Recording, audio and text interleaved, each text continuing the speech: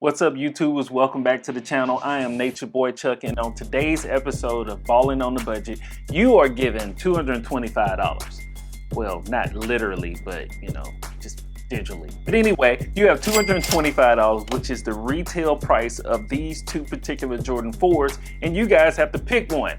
But don't let me sway you at the end. As you watch the video, we're gonna go over the release and retail details of both sneakers. We're gonna look at the overall arts and craft of the particular shoes themselves.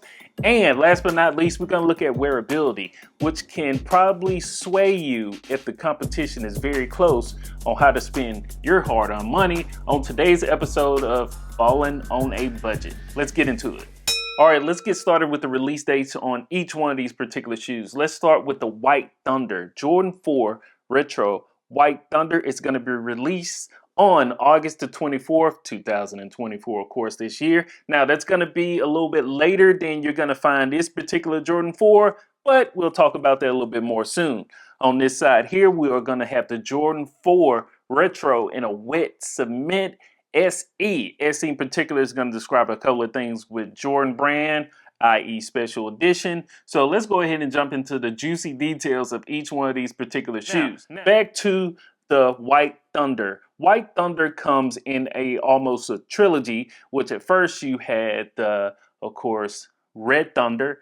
Then you had Thunder, which is yellow Thunder rendition. So you have three already of its kinds in the similar colorway or styling, I should say, using the keywords of Thunder. And the White Thunder looks absolutely great. You're still going to have what you have on almost every Jordan 4, which is going to be your cage portions on your upper. It's going to be having your white inlays right there on the inside, wrapping to the tongue, both sides on the shoes. You're going to have your white on your lace eyelets being there.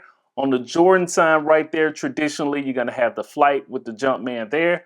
As we go around the back, you're going to have the white Jumpman there too. Of course, the nubuck that's on here is absolutely beautiful. It gives you a dark, rich black contrast on the shoe itself.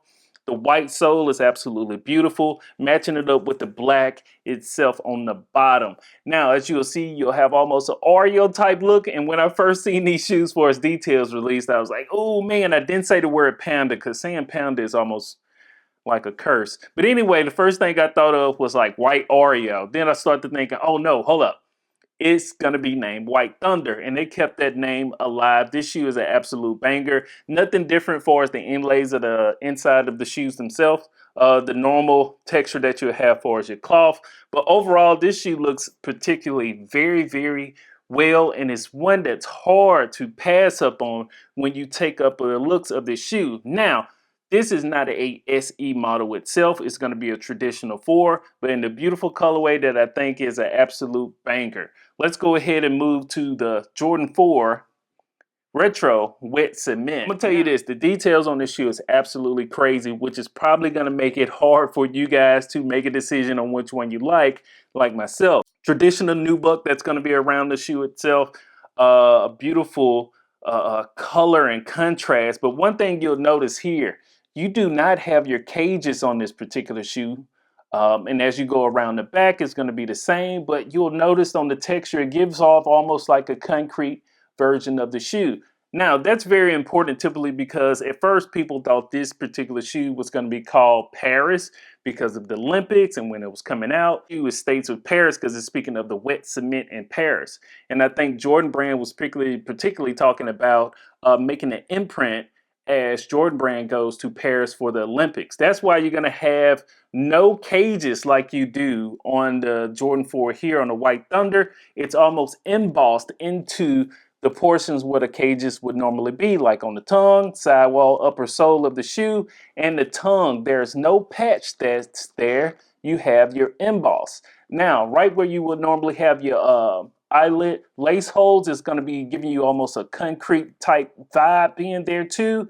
And on that portion right there, and it keeps up that same contrast all the way around the shoe where it does look like different layers of cement and the darker contrast of wet cement. Now, I know a lot of people are watching this video right now are particularly interested in this shoe because it looks like the Jordan 4 Claw. And I still like that vibe of the Jordan 4 Claw, but there's not going to be anything that's like it. But this is going to be as close as you get. That's why I find the decision to picking both of these is going to be extremely hard. Now, on the front toe box wrapping around the front of the shoe, you're going to get a crackled leather. So it is not any kind of suede that you may see or might think it may look like on photos. It is a crackled leather. It's going to be interesting to see how that ages over a period of time. But overall, the details, as we look at the bottom, looks absolutely crazy on both of these shoes, which means going to the next segment of wearability. Let's check it out. Both are going to fit like Jordan 4s, of course. Sliding on both shoes themselves, they're both going to feel good. Now, I'll tell you this in the contrast on the inside of this particular shoe, it has almost like a microfiber type feel on the inside of the wet cement Jordans. It feels very, very soft. That it just feels like it's going to slide around the sock very well. It's the type of material on the inside of the shoe that's not going to catch a lot of lint balls from socks, anything like that. And you can't say the same for the inside of this rough type microfiber feel of the Jordan 4s on the White Thunder, which I thought was interesting off in first hand. Now, one thing I did notice is on the back of the tongue, that's going to be the only rendition where it still keeps a tag. There's nothing embossed on the portion on the tag. And that's the same way, of course, on the White Lightning. So you're going to have your tag being there. So nothing's different on that retrospect. But as far as wearability on the inside, there's an easy upper hand to how these are going to feel on foot. Once you put them on your foot, that back heel and around the side portion of your ankles, this shoe is probably going to feel better with the socks and last a lot better for its condition on the inside of the shoes. Now, people do look at the outside of your shoe. So you're like, Chuck, nobody cares about the inside. But when you're wearing a particular shoe for a long time and it's a Jordan, you better care how it feels around your ankles. I'll tell you this, wearability for style and matching it with more things is going to easily go to the White Thunder. The White Thunder has the rich black nubuck on it. And let me tell you something. What makes it in particular hard is this shoe is an SE model. Right now, the stock numbers really aren't out yet.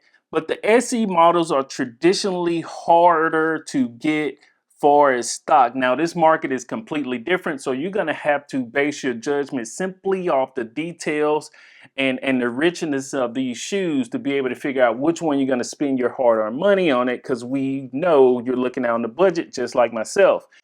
But I think you're going to get more wears out of the White Thunder, I should say. Just knowing that it can match with almost anything. The white that wraps around the bottom is traditionally phenomenal. Even though it releases later, another month after the white cement, I think these are going to be hard to get. And guys, another thing to keep up is you have school time coming up, which this is going to be the #1 choice for almost every middle schooler and every high schooler to get their hands on. So as far as getting this shoe here, I think it's going to be extreme challenge. The only thing you have to watch out for on the wet cement is possibly going to be stock numbers themselves.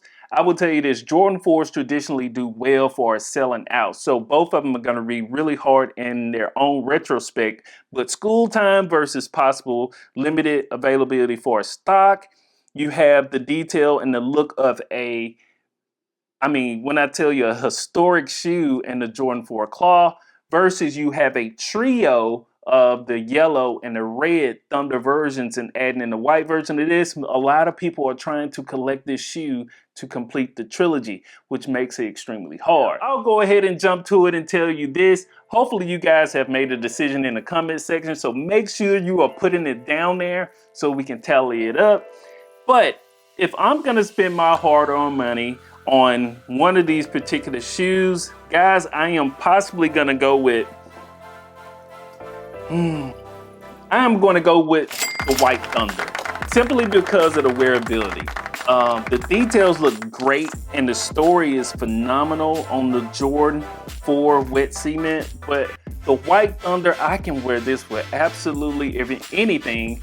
And summertime, I can match it up. I can drop my shorts with it themselves. I can pick a couple of different outfits and just the overall look. Also interested in completing the trilogy of having the red, yellow, and now white.